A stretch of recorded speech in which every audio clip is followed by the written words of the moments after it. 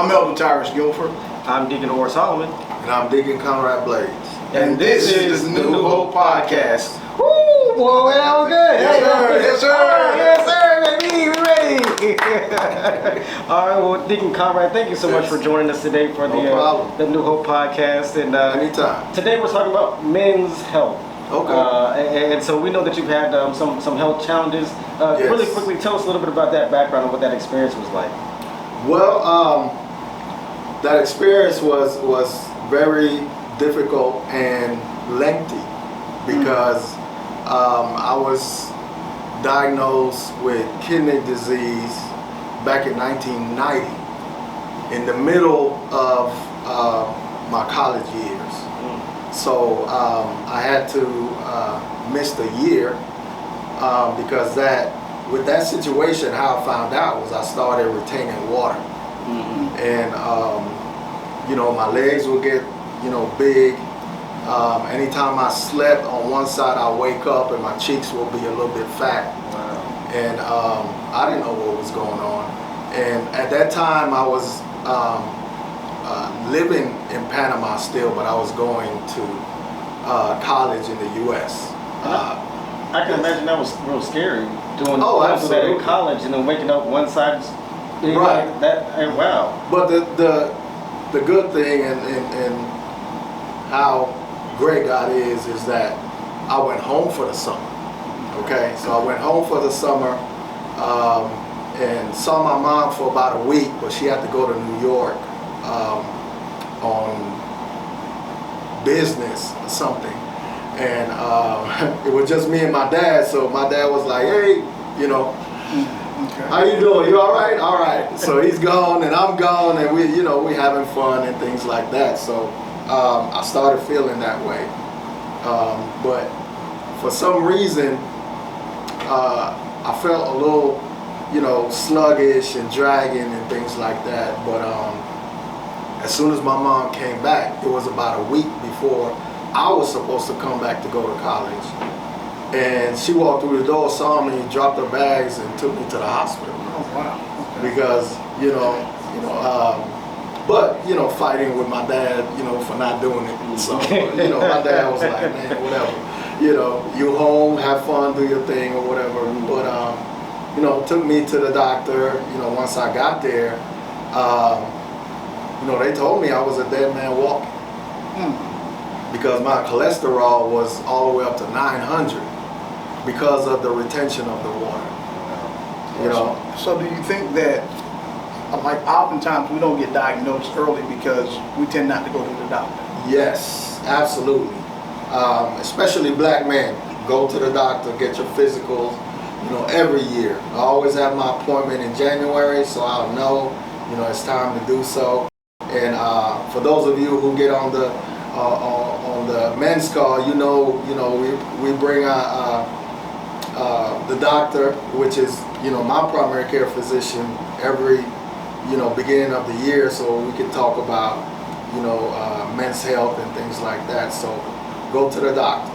So you brought up an interesting point in terms of black men not going to the doctor. Yes. Why is that? Why do you think it is that we have situations where black men are choosing, or they're reluctant to, or why are black men not going to the doctor as much as they should? Well, to me, and it's not only black men, I'm just emphasizing. I think you said it right the first time. I don't know. I think you said it right the first time. I don't know. But it's true. It's true.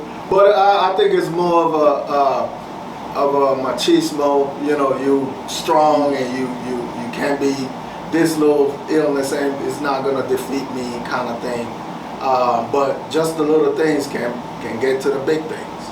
So we definitely need to get our physicals every year.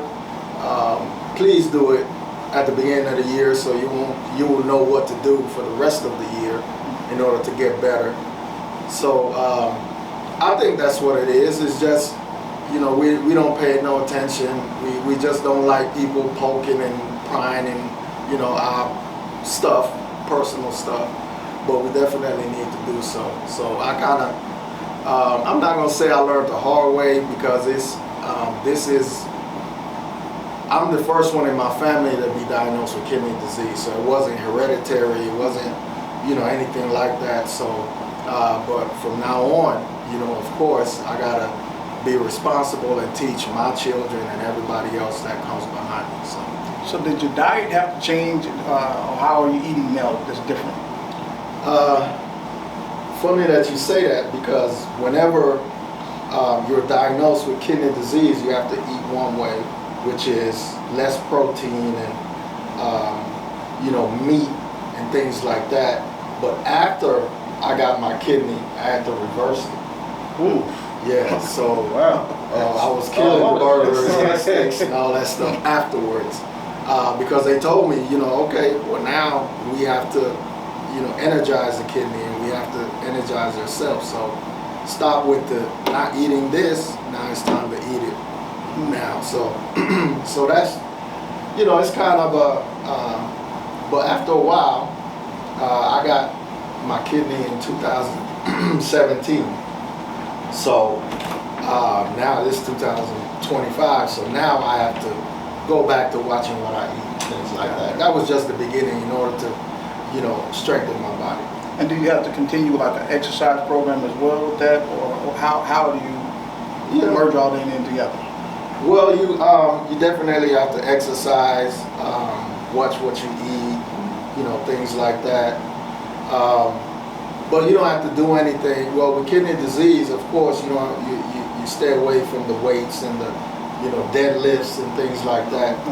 You don't need to do that. It's more cardio, you know, running and, you know, getting a sweat, you know, in order to release some of that water that you're still, you know, retaining a little bit.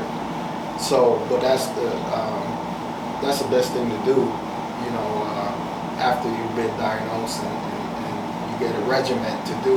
Is usually watch what you eat, exercise. You don't have to be a beast in the gym all the time, but make sure that you're doing something.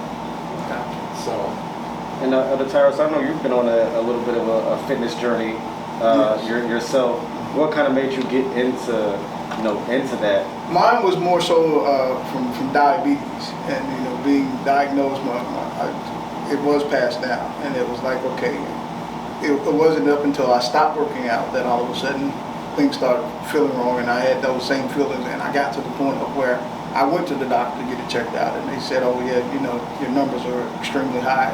They were worried about me having a stroke or heart attack or something of that nature. So it became, I immediately, like, I hit the gym. I didn't want to wait until to try to find out, and then because of that, I've been taking off a lot of the medications, because that was my biggest thing. I don't like taking medicine. So and it was like, how can I get off of it? Well, you got to exercise. Okay, that's easier for me than, you know, popping pills. So I get up and go run, exercise, hit the weight room or whatever else. And fortunately, I don't have the restraints, like you said, you couldn't lift weights, because that's, if I can't lift weights, then I don't want to do it, because, you know, cardio is designed for. right. I got Exactly. Small out here. They walk in the door like this, here doing one of these numbers. But to piggyback on that, I developed diabetes due to my kidney, due to my kidney disease. And that's because the medicine that I take to preserve my kidney is more sugar. Okay. So I developed diabetes due to that, but it was either develop diabetes or die. And I'm going to be blunt with it, because this is New Hope Podcast, right? You're right. So, that's what it is. I mean, it was either take my medicine, because it's the anti-rejection medicine that I take. And the anti-rejection medicine is basically, you know, a lot of people think that when you get a kidney, they take out the others. But no, I have 3 kidneys in my body. They add a kidney. The other ones don't work. I'm learning so many new things. There's so many. Right. They don't take nothing out. Wow. They just add. So I got 3 kidneys. Wow. The other ones don't work. It's just that one that works. Okay. So with that, you know, the anti-rejection medication is anytime you have a foreign body, a foreign item in your body, you know, your immune system attacks it. right? So, you know, they see something that, wait a second, this is not, you know, ours, basically, you know, invading our space. So the anti-rejection medication is more to suppress my immune system.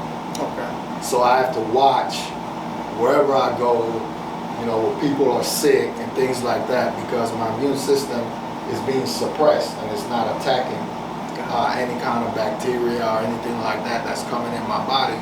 It's because we don't want my immune system to attack my new kidney.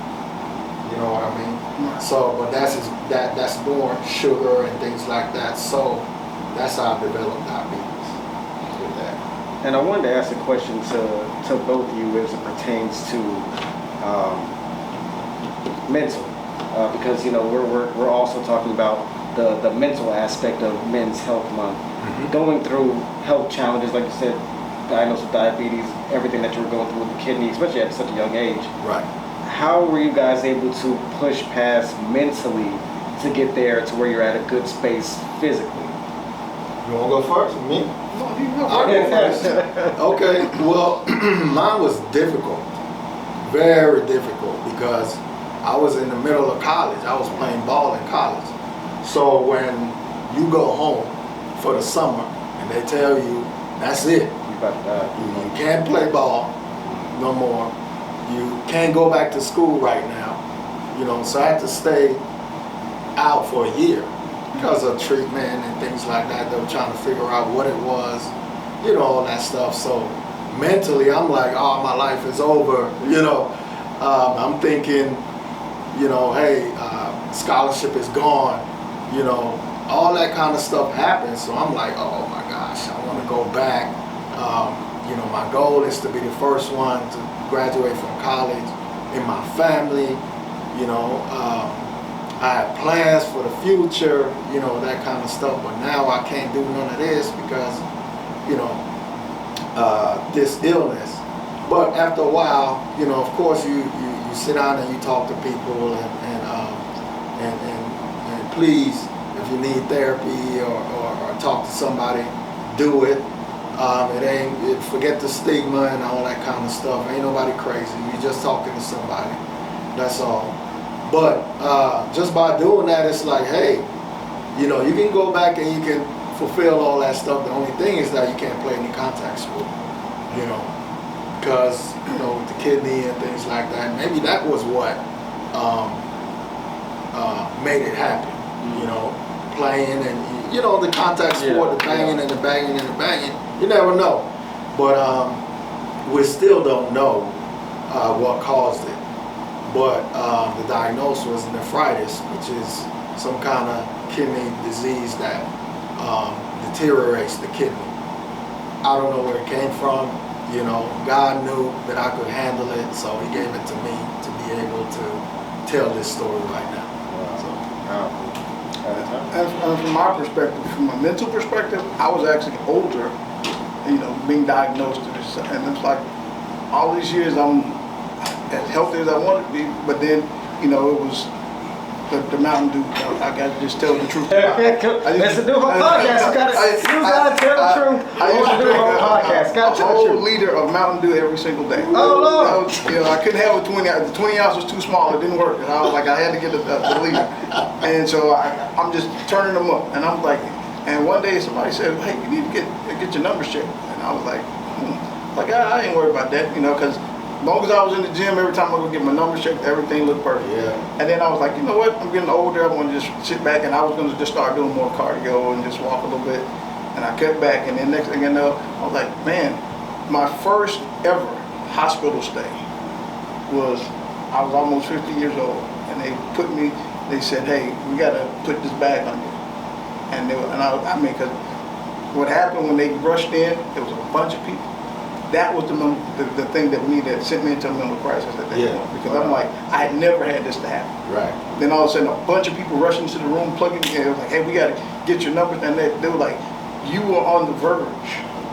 If I hadn't gone into the hospital when I did, if I hadn't been checked out, and because I was sitting in the waiting room, you know, they were triaging me and doing everything, and then Next thing they're like, oh, Mr. Gill, we got to get you back here right now. Right. And then I'm like, what's going on? And they was like, oh, they keeping me calm. Everything's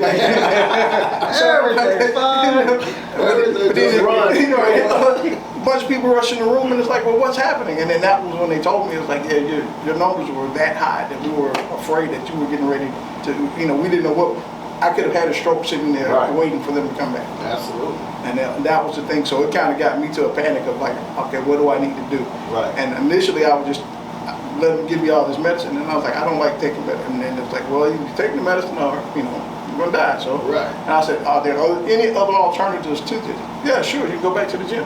Right. And that's Just start drinking multiple liters of Mountain Dew. I had to give them Mountain Dew, so Just, you know, cut it back just a tad. Hey, but you know our Bishop story. So, you know, drinking them things, man, and going back and forth and think that you're all right, you know, young enough, but nah. I mean, I had to, that was in 1990. And they told me, you know, because I was like, you know what, after the talks and all that stuff, and you know, I got back to me, because I lost, because when you retain water, you got to get diuretics and things like that to get all that flushed out. I mean, everything flushed, muscles, all that stuff. So I was, you know, I lost 35 pounds just like that in a week. Wow. It was like, whoa, I've been there. You know what I mean? So, you know, and I was playing ball, so I was like, you know, man, but, you know, after talking and things like that, you know, I said, you know what, I can still go back to school, I don't have to play. You know, they got intramural and things like that. I can do pickup ball or whatever, you know, flag, football, basketball, you know, just little things like that. So I just went back and, you know, started repairing the mental part of it. And, you know, fortunately finished school and things like that. So, you know, after that, it was like, okay, that was in 1990. I graduated in 93. So all the way to, what, 2017, I was dealing with the deterioration. They told me it was going to deteriorate eventually, but I was fighting it so much and doing the right things that it took that long. Because then, I think it was 2012 when I realized that, okay, it's time, you know, for dialysis and things like that, because I was fighting it so much from 90 all the way to 12. So that's because they were like, wow, you took care of yourself all that time. You know, so, but, you know, it was still the medicines and the things like you said, and you know, even though right now, you know, I take, I don't know, maybe about, you know, not to be scary or anything like that, but, you know, I take about 16 pills a day. Okay. So maybe 8 and 8, I think it is, or 8, no, 14, because it's 8 and 6, I think is something like that. So, but I gotta take it because of, you know, I gotta survive, man. I got all these children, so and I need to take care of them, man. It's 5 of them, and yeah, you know, the oldest they gone or whatever, but you know, as y'all know, you know, they always come back. Oh yeah, for something. Yeah, gotta be something. But you gotta, you know, I gotta be right for all that stuff, man. I mean, as far as the mental space, man, it's up and down, because every now and then you get something, you know, something happens. You know, oh, you gotta, okay, well, this stuff happened, and that's because, you know, anytime you take medicine for something, you know, you have to do it in moderation, because then something else may creep up. You know what I mean? So it's just a back and forth with that. I try to. Now I'm thinking about, you know, more of natural remedies and things like that that I'm doing now just to prevent some of the bunch of medicine and all this other stuff that is just, and I know it, is just temporarily keeping you here, you know, and it's not anything that is taking some away permanently, you know. So I take, you know, little side things, and you know, I don't want to plug anything or anything like that, but I do more of like oil of oregano and you know, things like that that will take care of bacteria and diseases and you know, all those things that is bad for your body, that if you do, it'll attack it, since my immune system is not as strong.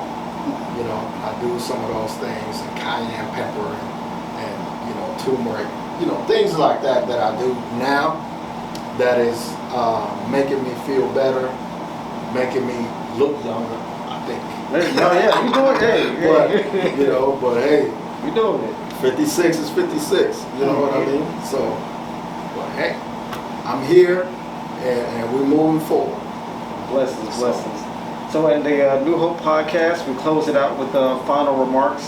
Okay. So Tyler, Elder, we'll start with you. Go down the line. Your final remarks for this episode. Well, I think we had a great discussion talking about, and we covered all the topics we like to, the mental, the physical, and then even some spiritual, to get to a point of, you know, we're thanking God for what he's kept us. You know, we could have, you know, checked out, but we thank God for allowing us to be here. So I just remember, as we were talking about, you know, don't get checked out. There's nothing wrong with, you know, being that guy that, oh yeah, I had to go to the doctor, or even like Conrad was talking about, I had to go sit down on somebody's couch to have a conversation. Right. Or, you know, like he said, you know, get on the men's call. We can, you know, there's some issues we can throw out there as well. Absolutely. But that's, I'm just shameless plug. That's right. So, Get on the man's call. Right. Right. but yeah, that's all I have for this episode. So, Right. Conrad. Well, no, I mean, just to piggyback on all that stuff, prayer, first of all. You know, just stay in the Word, man. Just stay in the Word, and just know that, you know, God is always going to be there. Don't, because, you know, to be transparent, you know, I cursed him. Why me? And I kept saying, why me? But after a while, it's like, why not you? You know, because, you know, you're the one that can spread this word for me. You're the one that could tell, you know, and I'm in education, so you're the one that can tell these kids how to, you know, better do things. I'm here, I'm a deacon in the church. You know, I'm the one that can get on the men's call and talk about these things. You know, just little things like that I realize now that, you know, God is always with me, and this is all for a reason. So I don't think about it as, oh man, I'm sick and all this other stuff. And you know, if I wouldn't have told anybody about my story, probably y'all wouldn't have known. No. Because of the way I move and things like that. And a lot of people in the congregation have said that before. Anytime you know, I tell my stories like, wait a second, you always run around this church and doing this, and, you know, standing all the time and watching this and that. But hey, like I always say, you know, whenever I can do it, I'm going to do it, because I think that I owe God, you know, for what he has done for me all these years. And I always have that in my mind, you know, I owe. So anytime I can do something, I will, because when I can't, I just can't, you know. So, but he knows, and I know what is my destiny and what is my purpose. So in this world, so and there's a lot of people that just don't know what their purpose is. But you know, fortunately, I think that I know what my purpose is in this earth, and I do what I can to push this and to let everybody know anytime I have a chance. And I promise God, hey, you save me from this stuff. Anytime I get a chance, I'm gonna tell my story. You know, and sometimes, you know, maybe I do it too much, but hey, whatever. I promise God, that's between me and God. Forget y'all. So if I say it 500 times, y'all gonna hear, you know, because that's between me and God. And I told him I'll say it every time. And as y'all know, we always have new people get on the call every time, so they need to hear. So, like Bishop always said, you know, some of y'all know the story already, but then he's telling anyway. Yeah, You know what I exactly, mean? exactly. So, but that's like me, you know. A bunch of y'all hear my story and from the beginning to the end, but I'm gonna tell it anyway because that's between me and God, and that's what I promise Him that I will do. So that's my last take.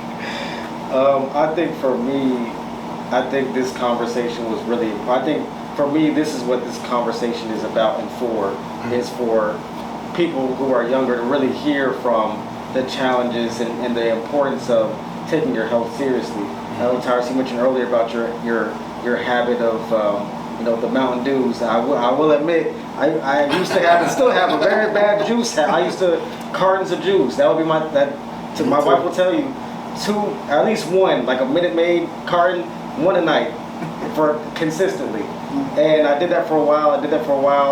And I was like, you know what? It's time for me to cut out some certain things. So I would go bit by bit. Where now I don't even really drink juice like that. I mostly drink water. I try to work out and things like that. But hearing both of y'all's testimony, especially you, Elder Tyrus, because I never known. I just thought you was going to get fit or whatever. I didn't know that you had such a health scare. And you've always been, at least on the outside, a physically, fit guy, in shape guy. And so I think this conversation lets you know that it doesn't matter what it looks like or what you feel like on the inside and outside. You gotta get it checked out. You gotta see what's going on. You gotta see what's wrong. Like you were saying, hey, I got Rotino, or if you just like your dad, he was like, oh, wait, whatever. But someone, your mom started saying, hey, no, this isn't. One leg should be right. You look good to me. That looks right. One leg baby on this. Shake it off. Walk it off. Yeah. Put some dirt on it. Well, no, I just right.